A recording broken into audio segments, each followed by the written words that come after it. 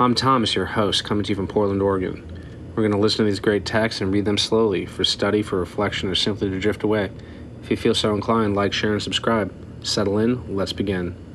In a Paris studio, a sculptor named Boris shows his friend a marvel and a horror at once. He has mixed a clear, still solution, and whatever he lowers into it, a cut lily, a goldfish, a small living creature, comes out perfect and white and forever, turned in a single instant to flawless marble. It is the most beautiful thing the narrator has ever seen, and something deep in him recoils from it. This is Robert Chambers' gentlest and saddest yellowtail, published in 1895. Less a horror story than a doomed romance among three people who love each other badly, with a play, bound in yellow, that has laid its shadow over the whole household. Chambers lets the dread come slowly, through lilies and marble, and a question no one wants to ask aloud. What exactly is the difference between a perfect stillness and death? Beauty here is kind of a trap, and the loveliest thing in the room is the one you must never, ever touch. The Mask, by Robert W. Chambers, published in 1895.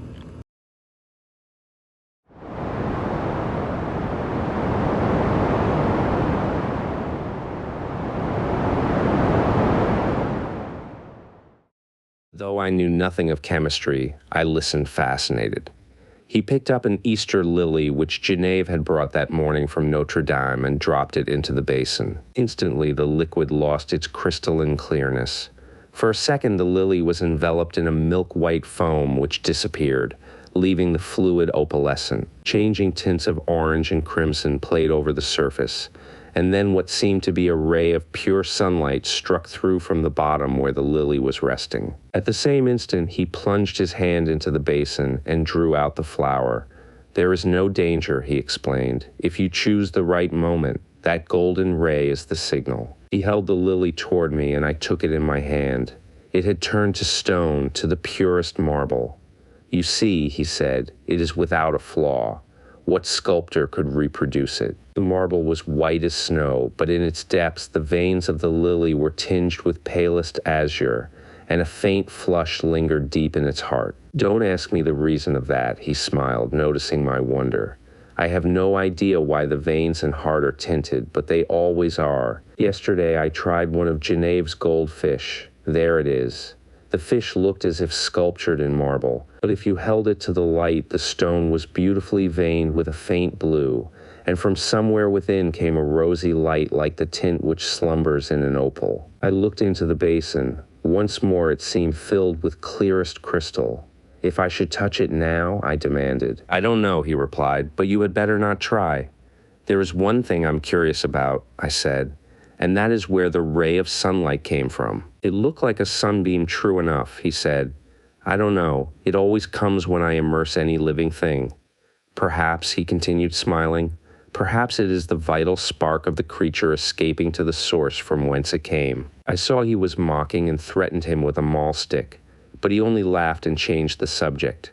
"Stay to lunch. Geneviève will be here directly. I saw her going to early mass," I said, "and she looked as fresh and sweet as that lily before you destroyed it." "Do you think I destroyed it?" said Boris gravely. "Destroyed? Preserved? How can we tell?" We sat in the corner of a studio near his unfinished group of the Fates. He leaned back on the sofa, twirling a sculptor's chisel and squinting at his work. "By the way," he said, "I have finished pointing up that old academic Ariadne, and I suppose it will have to go to the salon. It's all I have ready this year, but after the success the Madonna brought me, I feel ashamed to send a thing like that." The Madonna, an exquisite marble for which Geneviève had sat, had been the sensation of last year's salon. I looked at the Ariadne. It was a magnificent piece of technical work, but I agreed with Boris that the world would expect something better of him than that. Still, it was impossible now to think of finishing in time for the salon, that splendid, terrible group half shrouded in the marble behind me. The Fates would have to wait. We were proud of Boris Yvain. We claimed him, and he claimed us on the strength of his having been born in America, although his father was French and his mother was a Russian. Everyone in the Beaux Arts called him Boris, and yet there were only two of us whom he addressed in the same familiar way, Jack Scott and myself. Perhaps my being in love with Genevieve had something to do with his affection for me. Not that it had ever been acknowledged between us, but after all was settled, and she had told me with tears in her eyes that it was Boris whom she loved, I went over to his house and congratulated him. The perfect cordiality of that interview did not deceive either of us. I always believed, although to one at least it was a great comfort. I do not think he and Genevieve ever spoke of the matter together, but Boris knew. Genevieve was lovely. The Madonna-like purity of her face might have been inspired by the Sanctus in Gounod's Mass, but I was always glad when she changed that mood for what we called her April maneuvers. She was often as variable as an April day, in the morning grave, dignified and sweet, at noon laughing, capricious, at evening whatever one least expected. I preferred her so, rather than in that Madonna-like tranquility which stirred the depths of my heart. I was dreaming of Genevieve when he spoke again. "What do you think of my discovery, Alec?" "I think it wonderful. I shall make no use of it, you know, beyond satisfying my own curiosity so far as may be, and the secret will die with me." It would be rather a blow to sculpture, would it not? We painters lose more than we ever gain by photography. Boris nodded, playing with the edge of the chisel. This new vicious discovery would corrupt the world of art. "No, I shall never confide the secret to anyone," he said slowly. "It would be hard to find anyone less informed about such phenomena than myself. But of course I had heard of mineral springs so saturated with silica that the leaves and twigs which fell into them were turned to stone after a time. I dimly comprehended the process, how the silica replaced the vegetable matter, atom by atom, and the result was a duplicate of the object in stone. This, I confess, had never interested me greatly, and as for the ancient fossils thus produced, they disgusted me. Boris, it appeared, feeling curiosity instead of repugnance, had investigated the subject, and had accidentally stumbled on a solution which, attacking the immersed object with a ferocity unheard of, in a second did the work of years. This was all I could make out of the strange story he had just been telling me. He spoke again after a long silence. "I am almost frightened when I think what I have found. Scientists would go mad over the discovery. It was so simple, too, it discovered itself. When I think of that formula and that new element precipitated in metallic scales." "What new element?" "Oh, I haven't thought of naming it, and I don't believe I ever shall. There are enough precious metals now in the world to cut throats over." It pricked up my ears. "Have you struck gold, Boris?" "No, better. But see here, Alec," he laughed, starting up. "You and I have all we need in this world. Ah, how sinister and covetous you look already." I laughed too, and told him I was devoured by the desire for gold, and we had better talk of something else. So when Genevieve came in shortly after, we had turned our backs on alchemy. Genevieve was dressed in silvery gray from head to foot. The light glinted along the soft curves of her fair hair as she turned her cheek to Boris. Then she saw me and returned my greeting. She had never before failed to blow me a kiss from the tips of her white fingers, and I promptly complained of the omission. She smiled and held out her hand, which dropped almost before it had touched mine. Then she said, looking at Boris, "You must ask Alec to stay for luncheon." This also was something new. She had always asked me herself until today. "I did," said Boris shortly, "and you said yes, I hope." She turned to me with a charming conventional smile. I might have been an acquaintance of the day before yesterday. I made her a low bow. "J'avais bien l'honneur, madame," but refusing to take up our usual bantering tone, she murmured a hospitable commonplace and disappeared. Boris and I looked at one another. "I had better go home, don't you think?" I asked. "Hanged if I know," he replied frankly. While we were discussing the advisability of my departure, Genevieve reappeared in the doorway without her bonnet. She was wonderfully beautiful, but her color was too deep and her lovely eyes were too bright. She came straight up to me and took my arm. "Luncheon is ready. Was I cross, Alec? I thought I had a headache, but I haven't. Come here, Boris." And she slipped her other arm through his. "Alec knows that after you there is no one in the world whom I like as well as I like him. So if he sometimes feels snubbed, it won't hurt him. "A la bonne heure," I cried. "Who says there are no thunderstorms in April? Are you ready?" chanted Boris. "Are you ready?" And arm in arm we raced into the dining room, scandalizing the servants. After all, we were not so much to blame. Genevieve was 18, Boris was 23, and I not quite 21. OME work that I was doing about this time on the decorations for Genevieve's boudoir kept me constantly at the quaint little hotel in the Rue Saint-Cécile. Boris and I in those days labored hard but as we pleased, which was fitfully, and we all three, with Jack Scott, idled a great deal together. One quiet afternoon I had been wandering alone over the house, examining curios, prying into odd corners, bringing out sweetmeats and cigars from strange hiding places, and at last I stopped in the bathing room. Boris, all over clay, stood there washing his hands. The room was built of rose-colored marble excepting the floor, which was tessellated in rose and gray. In the center was a square pool sunken below the surface of the floor. Steps led down into it. Sculptured pillars supported a frescoed ceiling. A delicious marble Cupid appeared to have just alighted on his pedestal at the upper end of the room. The whole interior was Boris's work and mine. Boris, in his working clothes of white canvas, scraped the traces of clay and red modeling wax from his handsome hands and coquetted over his shoulder with the Cupid. "I see you," he insisted. "Don't try to look the other way and pretend not to see me. You know who made you, little humbug." It was always my role to interpret Cupid's sentiments in these conversations, and when my turn came I responded in such a manner that Boris seized my arm and dragged me toward the pool, declaring he would duck me. Next instant he dropped my arm and turned pale. "Good God," he said, "I forgot the pool is full of the solution." I shivered a little and dryly advised him to remember better where he had stored the precious liquid. "In heaven's name, why do you keep a small lake of that gruesome stuff here of all places?" I asked. "I want to experiment on something large," he replied. "On me, for instance." "Ah, that came too close for jesting. But I do want to watch the action of that solution on a more highly organized living body.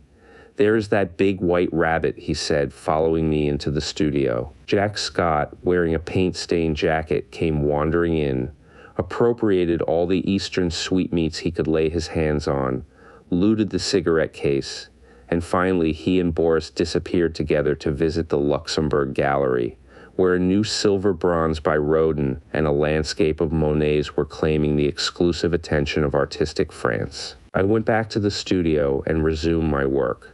It was a Renaissance screen, which Boris wanted me to paint for Genevieve's boudoir, but the small boy who was unwillingly dawdling through a series of poses for it today refused all bribes to be good.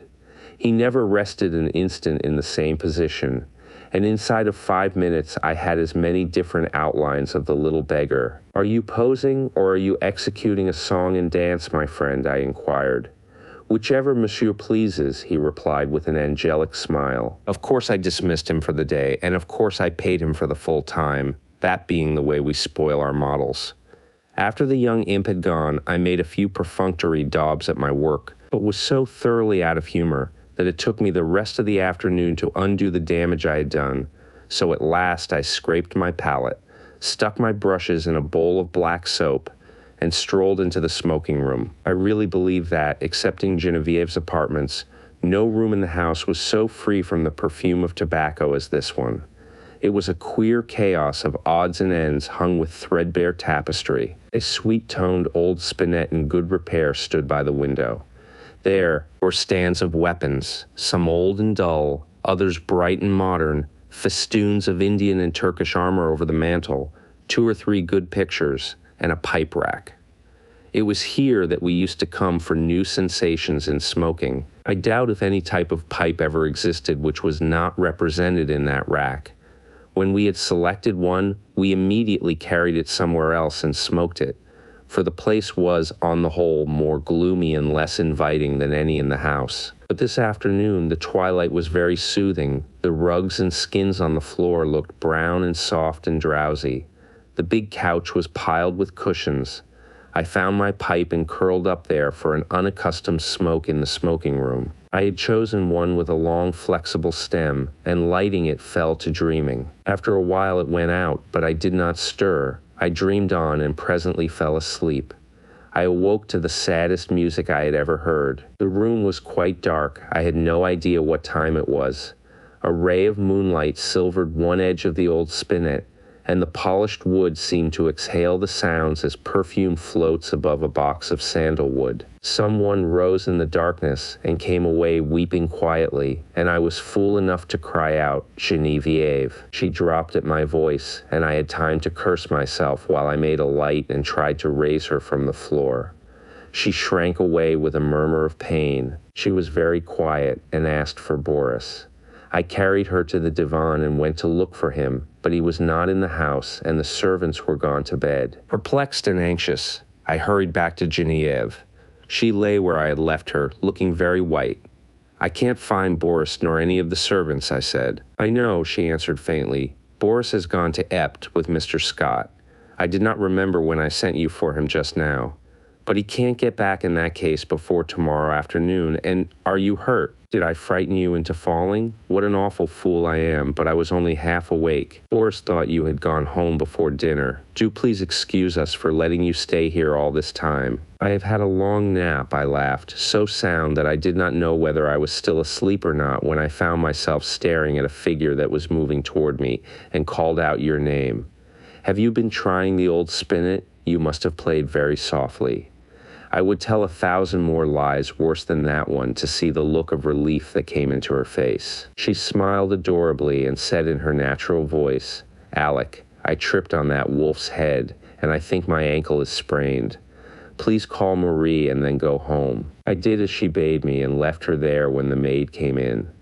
To noon next day when I called, I found Boris walking restlessly about his studio. "Genevieve is asleep just now," he told me. "The sprain is nothing, but why should she have such a high fever? The doctor can't account for it, or else he will not," he muttered. "Genevieve has a fever?" I asked. "I should say so, and has actually been a little lightheaded at intervals all night. The idea, gay little Genevieve, without a care in the world, and she keeps saying her heart's broken, and she wants to die." My own heart stood still. Boris leaned against the door of his studio, looking down, his hands in his pockets, his kind, keen eyes clouded, a new line of trouble drawn over the mouth's good mark that made the smile. The maid had orders to summon him the instant Genevieve opened her eyes. We waited and waited, and Boris, growing restless, wandered about, fussing with modeling wax and red clay. Suddenly he started for the next room. "Come and see my rose-colored bath full of death," he cried. "Is it death?" I asked to humor his mood. "You are not prepared to call it life, I suppose," he answered. As he spoke, he plucked a solitary goldfish squirming and twisting out of its globe. "We'll send this one after the other, wherever that is," he said. There was feverish excitement in his voice. A dull weight of fever lay on my limbs and on my brain as I followed him to the fair crystal pool with its pink-tinted sides, and he dropped the creature in. Falling, its scales flashed with a hot orange gleam in its angry twistings and contortions.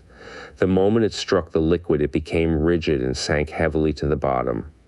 Then came the milky foam, the splendid hues radiating on the surface, and then the shaft of pure serene light broke through from seemingly infinite depths. Boris plunged in his hand and drew out an exquisite marble thing, blue-veined, rose-tinted, and glistening with opalescent drops. "Child's play," he muttered, and looked wearily, longingly at me, as if I could answer such questions.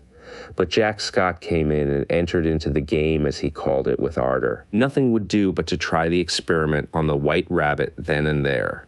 I was willing that Boris should find distraction from his cares, but I hated to see the life go out of a warm, living creature, and I declined to be present. Picking up a book at random, I sat down in the studio to read. Alas, I had found The King in Yellow. After a few moments, which seemed ages, I was putting it away with a nervous shudder when Boris and Jack came in bringing their marble rabbit. At the same time, the bell rang above and a cry came from the sick room. Boris was gone like a flash, and the next moment he called, "Jack, run for the doctor. Bring him back with you. Alec, come here." I went and stood at her door. A frightened maid came out in haste and ran away to fetch some remedy. Genevieve, sitting bolt upright with crimson cheeks and glittering eyes, babbled incessantly and resisted Boris's gentle restraint. He called me to help. At my first touch, she sighed and sank back, closing her eyes, and then, as we still bent above her, she opened them again, looked straight into Boris's face, poor fever-crazed girl, and told her secret. At the same instant, our 3 lives turned into new channels. The bond that had held us so long together snapped forever, and a new bond was forged in its place. For she had spoken my name, and as the fever tortured her, her heart poured out its load of hidden sorrow. Amazed and dumb, I bowed my head, while my face burned like a live coal, and the blood surged in my ears, stupefying me with its clamor. Incapable of movement, incapable of speech, I listened to her feverish words in an agony of shame and sorrow. I could not silence her. I could not look at Boris. Then I felt an arm upon my shoulder, and Boris turned a bloodless face to mine. "It is not your fault, Alec. Don't grieve so if she loves you." But he could not finish, and as the doctor stepped swiftly into the room saying, "Ah, the fever," I seized Jack Scott and hurried him to the street, saying Boris would rather be alone. We crossed the street to our own apartments, and that night, seeing I was going to be ill too, he went for the doctor again. The last thing I recollect with any distinctness was hearing Jack say, "For heaven's sake, doctor, what ails him to wear a face like that?" And I thought of the King in Yellow and the pallid mask. I was very ill, for the strain of 2 years which I had endured since that fatal May morning when Genevieve murmured, "I love you, but I think I love Boris best," told on me at last. I had never imagined that it could become more than I could endure. Outwardly tranquil, I had deceived myself. Although the inward battle raged night after night, and I, lying alone in my room, cursed myself for rebellious thoughts unloyal to Boris and unworthy of Genevieve, the morning always brought relief, and I returned to Genevieve and to my dear Boris with a heart washed clean by the tempests of the night. Never in word or deed or thought while with them had I betrayed my sorrow even to myself. The mask of self-deception was no longer a mask for me. It was a part of me. Night lifted it, laying bare the stifled truth below, but there was no one to see except myself. And when day broke, the mask fell back again of its own accord. These thoughts passed through my troubled mind as I lay sick, but they were hopelessly entangled with visions of white creatures, heavy as stone, crawling about in Boris Basin, of the wolf's head on the rug, foaming and snapping at Genevieve, who lay smiling beside it. I thought, too, of the King in Yellow wrapped in the fantastic colors of his tattered mantle, and that bitter cry of Casilda, "Not upon us, O King, not upon us." Feverishly I struggled to put it from me, but I saw the lake of Hali, thin and blank, without a ripple or wind to stir it, and I saw the towers of Carcosa behind the moon. Aldebaran, the Hyades, Alar, Hastur, glided through the cloud rifts which fluttered and flapped as they passed like the sculped tatters of the King in Yellow. Among all these, one sane thought persisted. It never wavered, no matter what else was going on in my disordered mind, that my chief reason for existing was to meet some requirement of Boris and Genevieve. What this obligation was, its nature, was never clear. Sometimes it seemed to be protection, sometimes support, through a great crisis.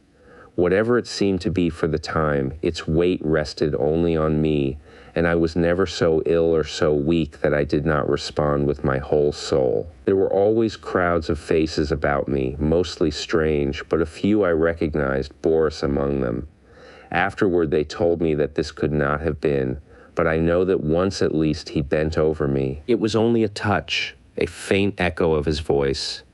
Then the cloud settled back on my senses, and I lost him. But he did stand there and bend over me once at least. At last, one morning I awoke to find the sunlight falling across my bed and Jack Scott reading beside me.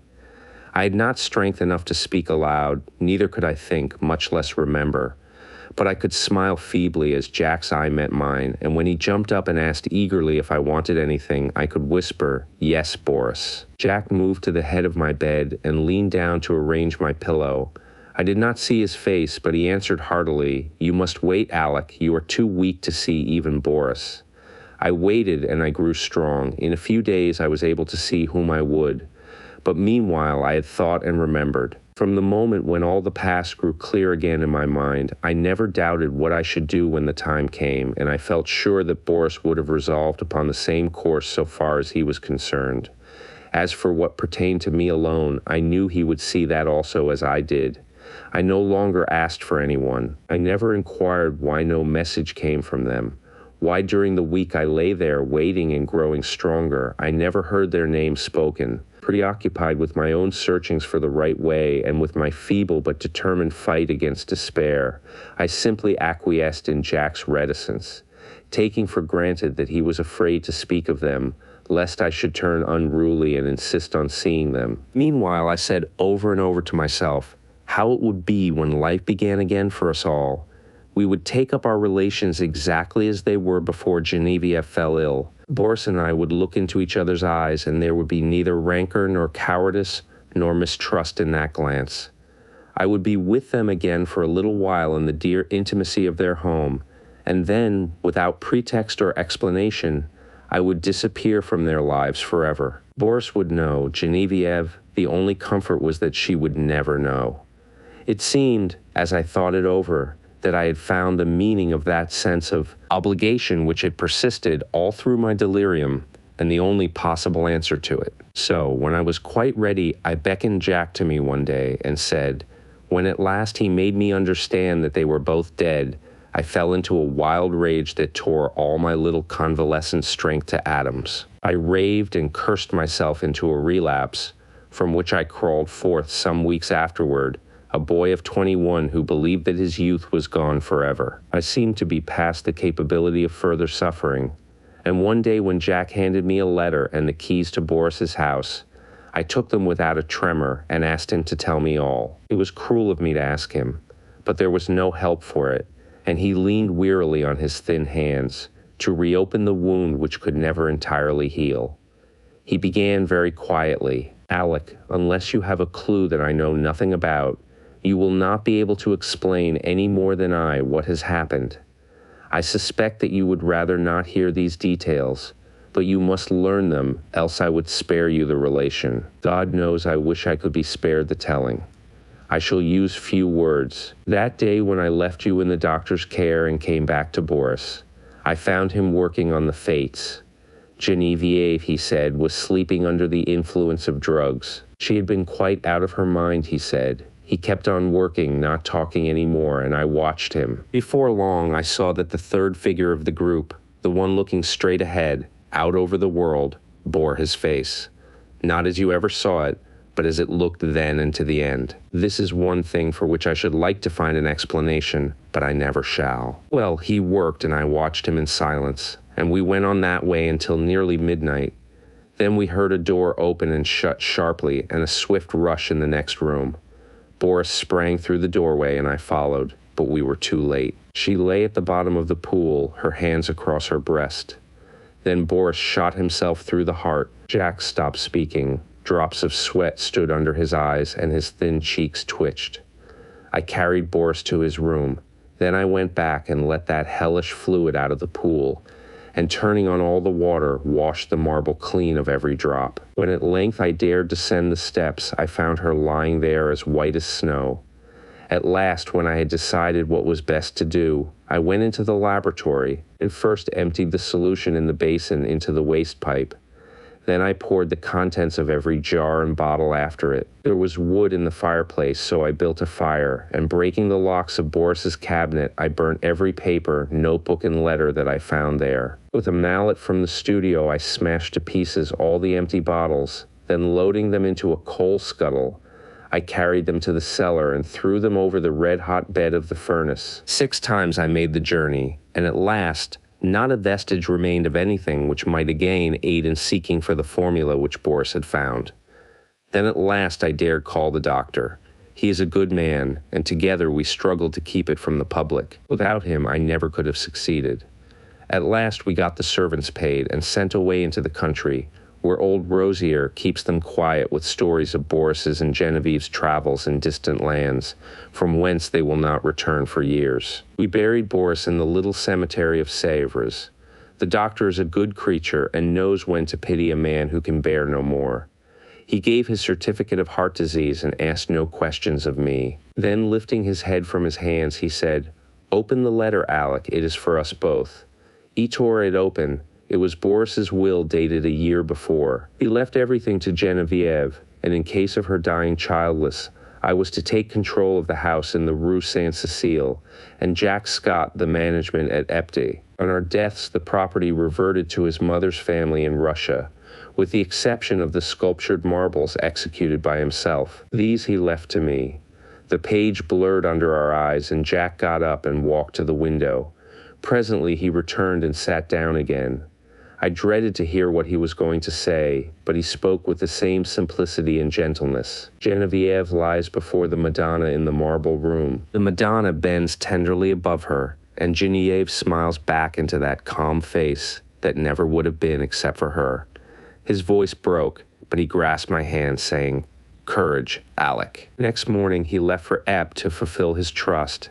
Same evening I took the keys and went into the house I had known so well. Everything was in order, but the silence was terrible. Though I went twice to the door of the marble room, I could not force myself to enter. It was beyond my strength. I went into the smoking room and sat down before the spinet. A small lace handkerchief lay on the keys, and I turned away, choking. It was plain I could not stay, so I locked every door, every window, and the 3 front and back gates, and went away. Next morning, Alcide packed my valise, and leaving him in charge of my apartments, I took the Orient Express for Constantinople. During the 2 years that I wandered through the East, at first, in our letters, we never mentioned Geneviève and Boris, but gradually their names crept in. I recollect particularly a passage in one of Jack's letters replying to one of mine. "What you tell me of seeing Boris bending over you while you lay ill and feeling his touch on your face and hearing his voice of course troubles me. This that you describe must have happened a fortnight after he died. I say to myself that you were dreaming, that it was part of your delirium, but the explanation does not satisfy me, nor would it you." Toward the end of the 2nd year, a letter came from Jack to me in India so unlike anything that I had ever known of him, that I decided to return at once to Paris. He wrote, "I am well and sell all my pictures as artists do, who have no need of money. I have not a care of my own, but I am more restless than if I had. I am unable to shake off a strange anxiety about you. It is not apprehension, it is rather a breathless expectancy of what God knows. I can only say it is wearing me out. Nights I dream always of you and Boris. I can never recall anything afterward, but I wake in the morning with my heart beating, and all day the excitement increases until I fall asleep at night to recall the same experience. I am quite exhausted by it, and have determined to break up this morbid condition. I must see you. Shall I go to Bombay, or will you come to Paris?" He telegraphed him to expect me by the next steamer. When we met, I thought he had changed very little. He insisted, looked in splendid health. It was good to hear his voice again, and as we sat and chatted about what life still held for us, we felt that it was pleasant to be alive in the bright spring weather. We stayed in Paris together a week, and then I went for a week to Epte with him. But first of all, we went to the cemetery at Sèvres, where Boris lay. "Shall we place the Fates in the little grove above him?" Jack asked, and I answered, "I think only the Madonna should watch over Boris' grave." But Jack was none the better for my homecoming. The dreams of which he could not retain even the least definite outline continued, and he said that at times the sense of breathless expectancy was suffocating. "You see, I do you harm and not good," I said. "Try a change without me." So he started alone for a ramble among the Channel Islands, and I went back to Paris. I had not yet entered Boris's house, now mine since my return, but I knew it must be done. It had been kept in order by Jack. There were servants there, so I gave up my own apartment and went there to live. Instead of the agitation I had feared, I found myself able to paint there tranquilly. I visited all the rooms, all but one. I could not bring myself to enter the marble room where Geneviève lay, and yet I felt the longing growing daily to look upon her face, to kneel beside her. One April afternoon, I lay dreaming in the smoking room, just as I had lain 2 years before, and mechanically I looked among the tawny eastern rugs for the wolfskin. At last I distinguished the pointed ears and flat, cruel head, and I thought of my dream where I saw Genevieve lying beside it. The helmet still hung against the threadbare tapestry, among them the old Spanish morion, which I remembered Genevieve had once put on when we were amusing ourselves with the ancient bits of mail. I turned my eyes to the spinet. Every yellow key seemed eloquent of her caressing hand, and I rose, drawn by the strength of my life's passion, to the sealed door of the marble room. The heavy door swung inward under my trembling hands. Sunlight poured through the window, tipping with gold the wings of Cupid, and lingered like a nimbus over the brows of the Madonna. Her tender face bent in compassion over a marble form so exquisitely pure that I knelt and signed myself. Genevieve lay in the shadow under the Madonna, and yet, through her white arms I saw the pale azure vein, and beneath her softly clasped hands the folds of her dress were tinged with rose, as if from some faint warm light within her breast. Bending with a breaking heart, I touched the marble drapery with my lips, then crept back into the silent house. A maid came and brought me a letter, and I sat down in the little conservatory to read it. But as I was about to break the seal, seeing the girl lingering, I asked her what she wanted. She stammered something about a white rabbit that had been caught in the house and asked what should be done with it. I told her to let it loose in the walled garden behind the house and opened my letter. It was from Jack, but so incoherent that I thought he must have lost his reason. It was nothing but a series of prayers to me not to leave the house until he could get back. He could not tell me why. There were the dreams, he said. He could explain nothing. But he was sure that I must not leave the house in the Rue Saint-Cécile. As I finished reading, I raised my eyes and saw the same maidservant standing in the doorway holding a glass dish in which 2 goldfish were swimming.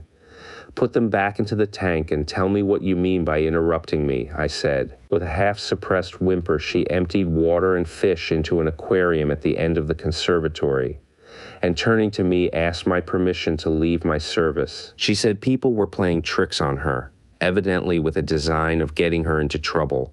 The marble rabbit had been stolen and a live one had been brought into the house.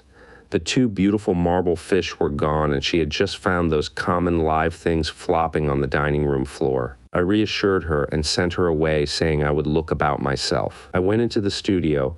There was nothing there but my canvases and some casts, except the marble of the Easter lily. I saw it on a table across the room. Then I strode angrily over to it. But the flower I lifted from the table was fresh and fragile and filled the air with perfume. Then suddenly I comprehended and sprang through the hallway to the marble room. The doors flew open.